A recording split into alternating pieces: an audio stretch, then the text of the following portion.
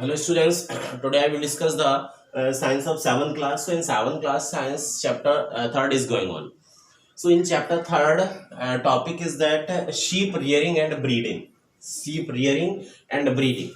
Chapter 3rd का topic है, ठीक है. चैप्टर 3rd का नाम फाइबर टू फैब्रिक है. फाइबर टू फैब्रिक मतलब रेशे से कपड़े कैसे बनते हैं. ओके. अब देखिए इसमें शीप रियरिंग एंड ब्रीडिंग में शीप रियरिंग मतलब शीप को रियरिंग करना, पालन पोषण करना.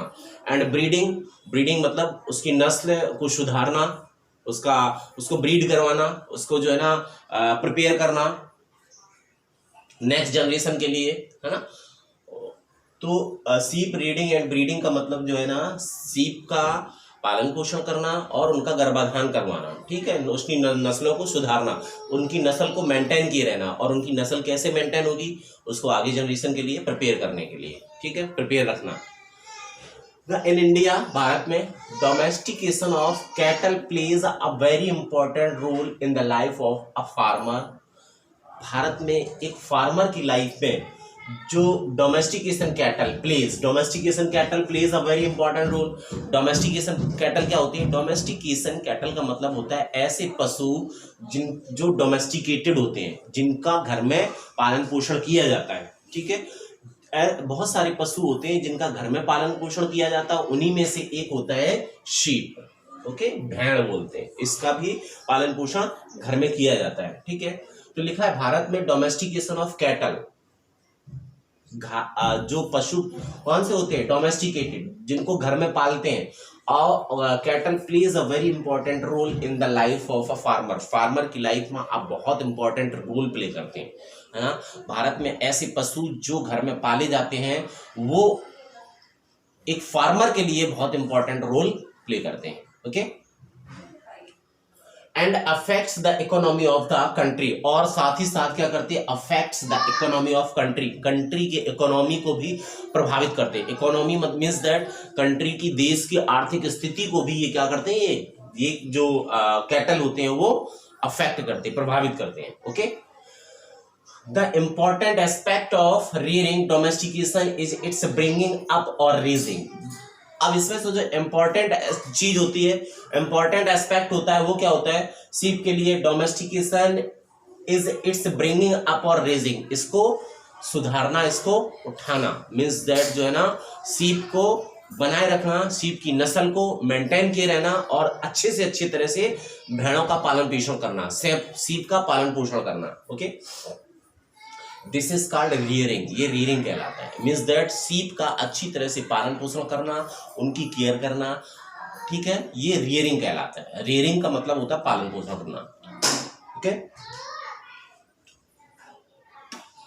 आगे देखिए, रियरिंग ऑफ शीप का पालन पोषण जो है इन्वॉल्व, उसमें क्या क्या इन्वॉल्व होता है? अगर हम किसी भेड़ का, किसी भी जानवर का पालन पोषण वैसे करते हैं तो उसमें बहुत सारी चीजें इन्वॉल्व होती हैं, लेकिन उनमें से क्या बता रहे हैं? केवल शीप के बारे में बता रहे हैं. रियरिंग ऑफ शीप का पालन पोषण करने में के लिए क्या क्या इन्वॉल्व होता है?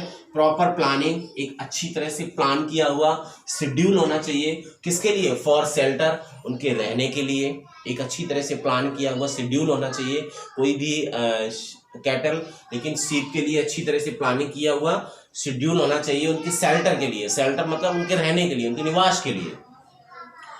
एंड टेकिंग केयर ऑफ, और क्या? उनकी अच्छी तरह से taking care of means that उनकी रख रखाव, उनकी देखभाल, उनकी परवाह अच्छी तरह से करनी चाहिए. किसकी? शीप की. रियरिंग ऑफ शीप में क्या क्या इन्वॉल्व होता है? प्रॉपर प्लानिंग फॉर शेल्टर की प्रॉपर प्लानिंग हो, मतलब उनके रहने की पूरी तरह से पहले से प्लान किया रखा हो कि शीप कहाँ रहेंगे, ठीक है. इसके बाद में उनकी अच्छी तरह से केयर कैसी की जा सकती है, रख रखाव हो उसमें. इट्स बेसिक हाइजीन, और उनकी बेसिक हाइजीन भी होनी चाहिए उसमें. हाइजीन से मतलब होता है साफ सफाई, ठीक है.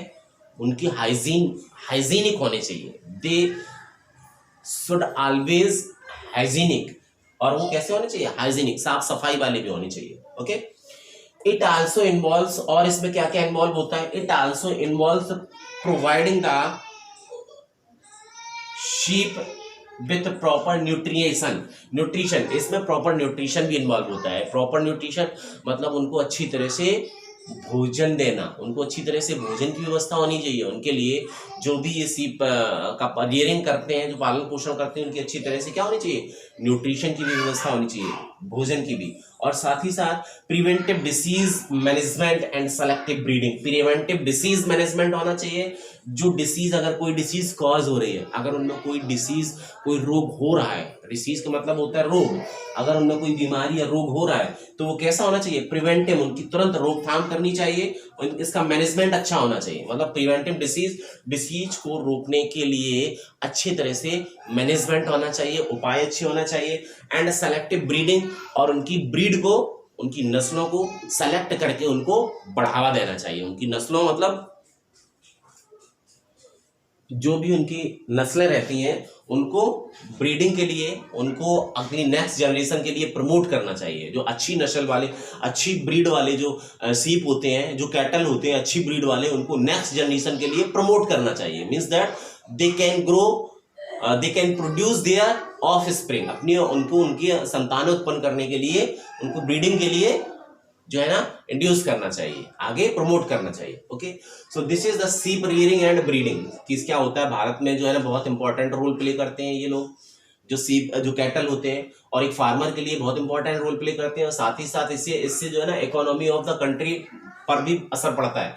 ठीक है, इंपॉर्टेंट एस्पेक्ट ऑफ सीप डोमेस्टिकेशन रियरिंग, जो इंपॉर्टेंट एस्पेक्ट होता है उसमें रियरिंग होता है। मतलब रियरिंग से मतलब सीप का अच्छी तरह से रख रखाव, पालन पोषण कैसे होना चाहिए, this is called rearing, rearing कहलाता है। रियरिंग ऑफ सीप, सीप के रियरिंग में क्या क्या इन्वॉल्व होता है, प्रॉपर तरह से उनके रहने के लिए व्यवस्था होनी चाहिए, प्रॉपर तरह से उनके रख रखाव की व्यवस्था होनी चाहिए, ठीक, और बेसिक हाइजीन भी, साफ सफाई वाले भी होने चाहिए।